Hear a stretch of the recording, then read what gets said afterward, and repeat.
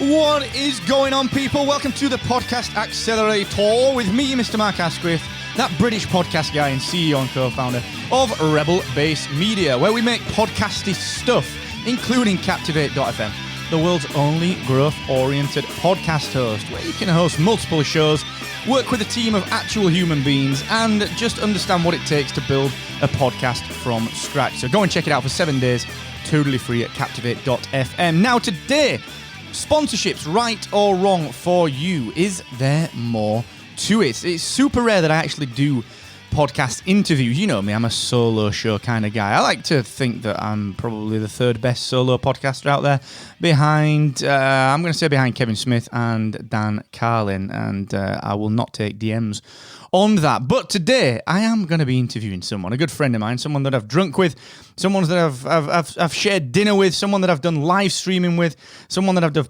podcasts with, and we've done all sorts of things together. So we're going to talk today to Mr. David Bain, the man himself. How are you doing, dude? We have indeed. I'm doing very well. How are you, Mr. A? I'm all right, thank you, lovely. I'm all right. We're going to talk sponsorships in a second because you've kind of been around and you've done various things in the digital marketing world. You're one of the first people in podcasting that I ever spoke to all those years ago. And it's always interesting because we probably talk 2 or 3 times a year, and sometimes it's including beer or food, and sometimes it's doing this kind of thing. And you always seem to be doing new things, but always with the angle of digital marketing and somehow having podcasting threaded through that. So I'm keen to dig in. But before we do that, just a quick shout out to the team at AWeber, Brandon and Chris, and the amazing email marketing team that helped me to get in touch and engage and build friendships and relationships with you, the amazing listener.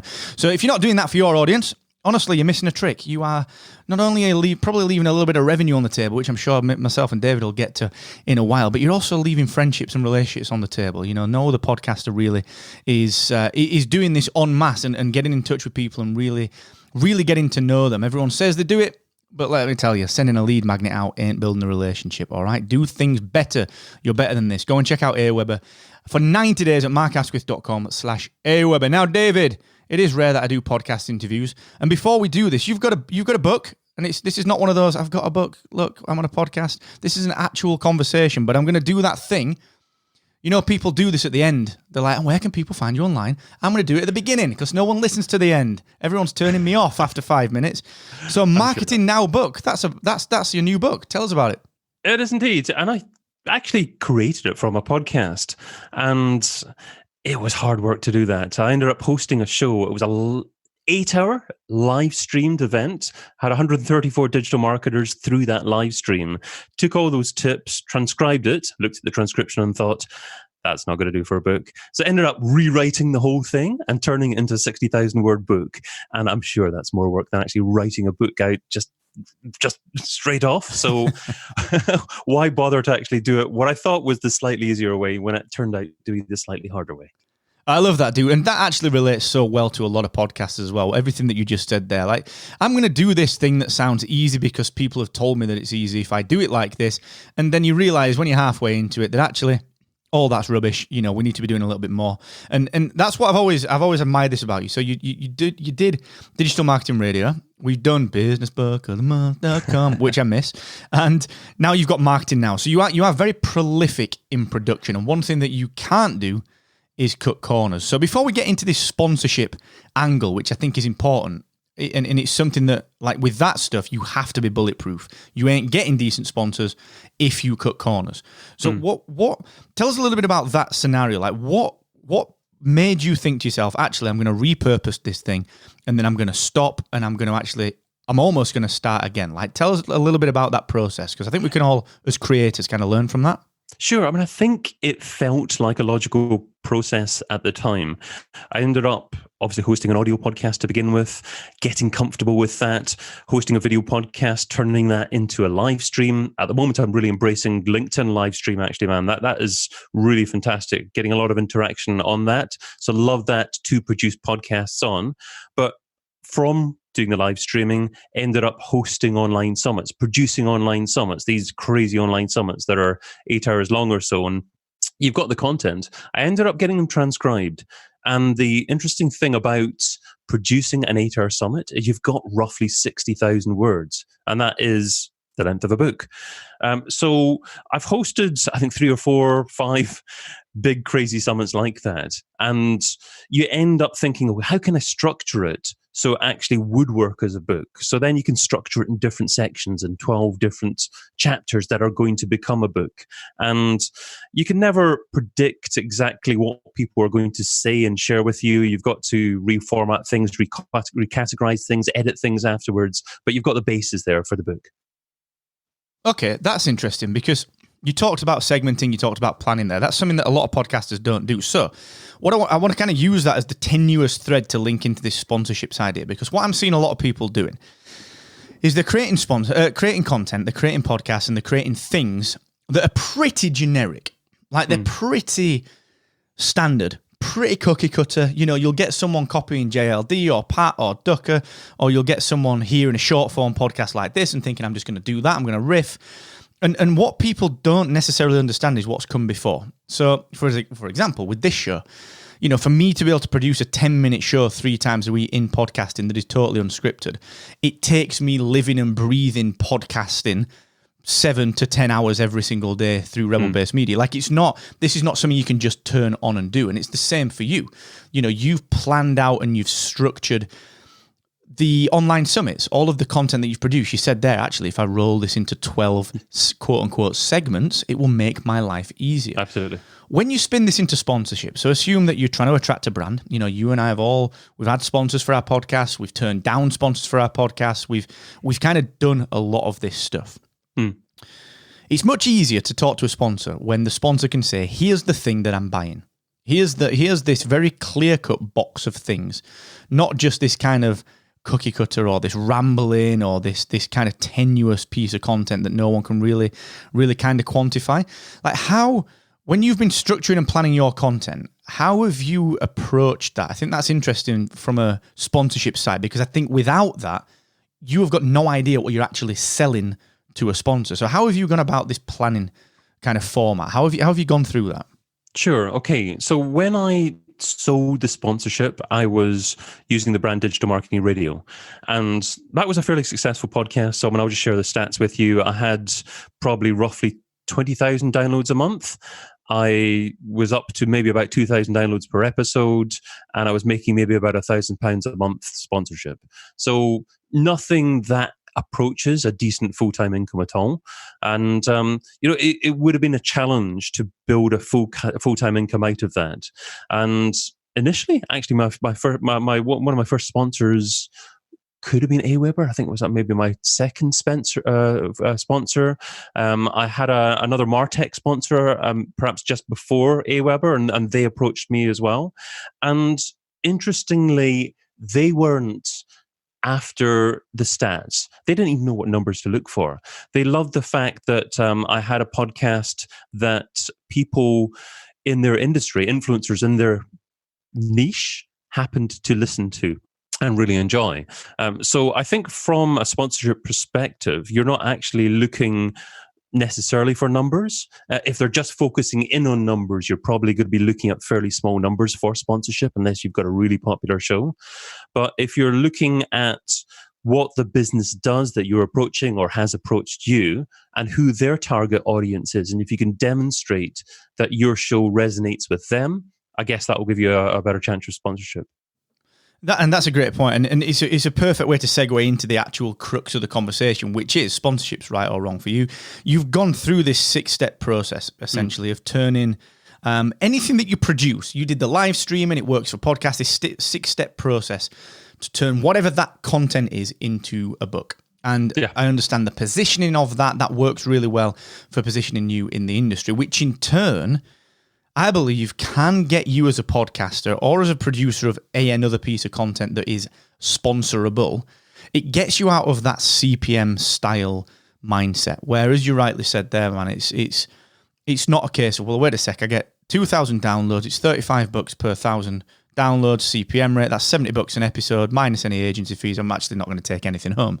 When you do what you've done, 6 steps, produce a book from a podcast or whatever that might be, you actually become a brand that can then fix the price. So you might only have 500 listeners per episode, But if those listeners are highly engaged, they're very, very clear on what they're doing, they trust you, they know you, actually, you're not just asking for CPM rates, you can fix that. So in terms of sponsorships, there are other ways of doing this, even if we do consider just sponsorships as the option. There are other ways, aren't there, to the CPM Exactly, model. but I guess my perspective is don't think of sponsorship as the number one, the first choice of revenue. If you're thinking that as the first choice of revenue, I would suggest you don't have a proper business model.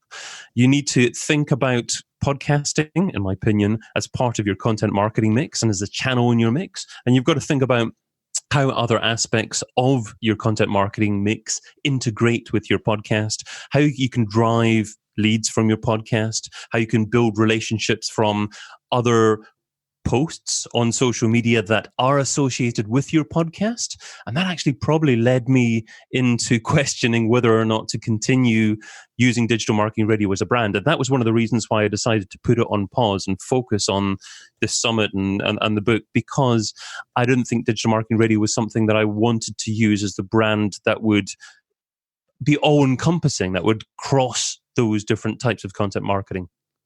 Well, actually, that's a great point as well, and we talked about the website side of things. In fact, no, that's a lie. We're going to talk about the website side of things and the domain name side of things on this show over the next couple of episodes, and it leads me into the same point that I get to on those episodes, which is you made a fantastic point around. Look, maybe you don't have a business model if you all you are doing is looking at sponsorships, and I would agree with that, on the proviso that the people are podcasting because they understand that this is a piece of a marketing mix.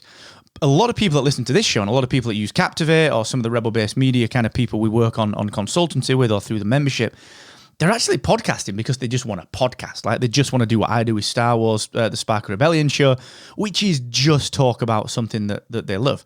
And ordinarily, what they'll do is they will instantly think sponsorship. And I wholeheartedly agree that is probably not the way to monetize. But how can people who are starting podcasting from, not from our perspective as people that had businesses and added podcasting to the mix, what about turning it on its head? Like, what about podcasters that do find themselves sitting on a 10,000 download per episode show that is about knitting, or it's about Star Wars or golf? You know, how do they become business people? Look, these 10,000 downloads, podcasts don't happen overnight. And what I'm saying is, what you need to be doing is you need to be building your own list of people that you can communicate with on a regular basis. And if you have 10,000 people who subscribe to your podcast, that's not necessarily 10,000 people that you can communicate with on a regular basis. So find a reason why people would want to opt in to receive information from you, even if it's some kind of monthly newsletter or a regular piece of information that you send out. If you've got a landing page with something appealing to that kind of target audience, you may not be considering a business model now. You may not be considering sponsorship now. But if your show is successful, you have the opportunity to consider that in the future. And you won't be able to make maximum use of that unless you have that database, that relationship with your audience. And you're going to build that best by actually kind of building a list. So, it's funny, you've got a email marketing software providers as a sponsor in the show. Initially, you'd think, how on earth does that actually relate to podcasting? But it's part of the communications mix, and it all goes together, really. Yeah, I totally agree with that. And anyone that's listened to this show from episode 1 and the previous show, the 7-Minute Mentor, knows completely that I'm with you on this one. In the second that you record some audio, you are a brand, and a brand is completely geared up to make money. Regardless whether it makes money now or not. You have to start to understand that the second that you affect someone with a piece of audio, you become a trusted source of information. And let me ask you a question, Mark. You, I know, recently managed to acquire your domain name, markasquith.com. After a while. I've managed to do the same thing. So I'm wondering at the moment, should I be publishing a podcast or publishing a lot of content on my own personal name website, or should I be using another brand for that? Have you considered actually publishing a podcast and really utilizing your own domain name, markasquith.com, to do that?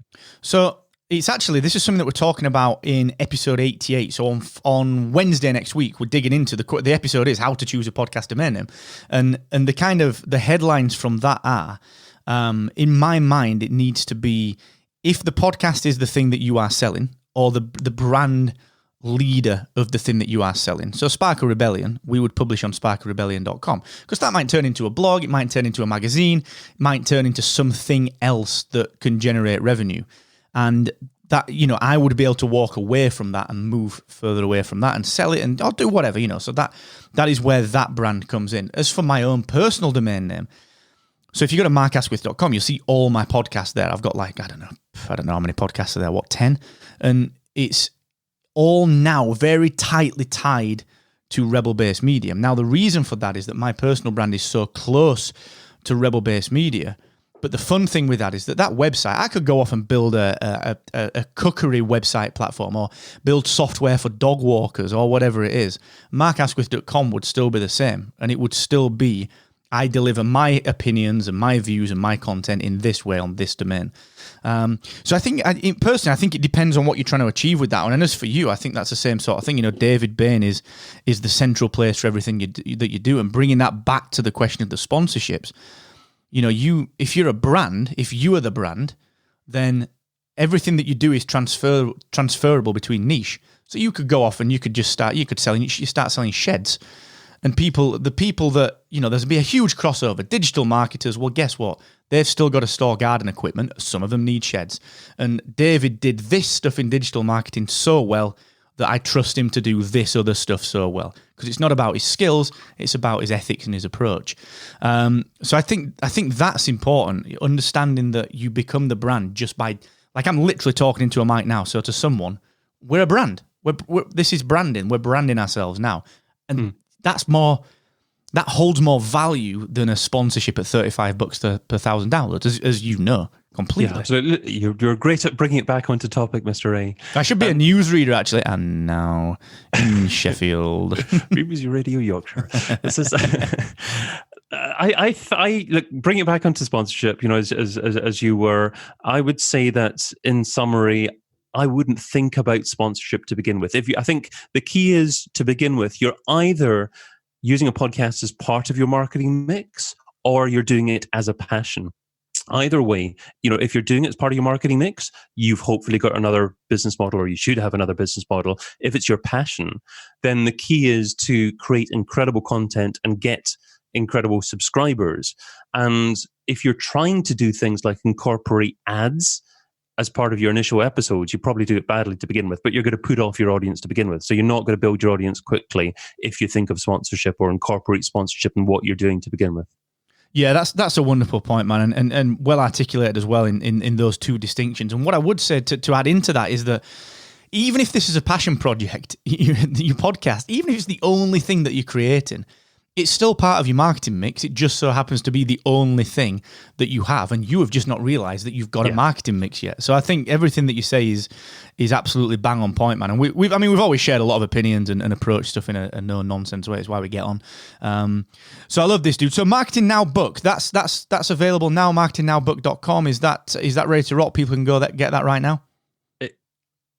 It's ready to rock. marketingnowbook.com is ready to rock and roll. It's got a landing page on there. I'm actually doing the book launch on the 10th of December 2019. And of course, I'm doing an 8-hour crazy live stream as part of the book launch as well. It wouldn't be Christmas without your crazy 8-hour live stream, mate. Don't you worry. I love it. I absolutely love it. Well, listen, congratulations on everything that you do. And thanks for hopping on the show. It's always good to chat. And I'm looking forward to sharing a beer over the next few weeks and months. Thank you. And thank you for being a real pillar in the podcasting community as well. Keep on doing what you're doing. What you do is appreciated by a lot of people, which is just keep on at it. It's wonderful work you do. Well, thank you so much. I'll pass that on to the team as well. I know they'll appreciate that. So thank you, my man. And for you listening out there, as ever, it's always a pleasure. Thank you so much for tuning in every time we drop an episode. Drop me an email if you need anything. You've got my email address. Everyone that's on my email list has got my email address. So you can just literally email me back with any questions that you've got. We'll discuss that. If you don't have my email address, at Mr. Asquith on the old Twitter. You know me. I'm always up for a chat. So whatever I can do to help, please let me know. And do consider checking out Captivate.fm for your podcast hosting, analytics, and marketing. Until the next time, never forget, the more you expect from yourself, the more you will excel.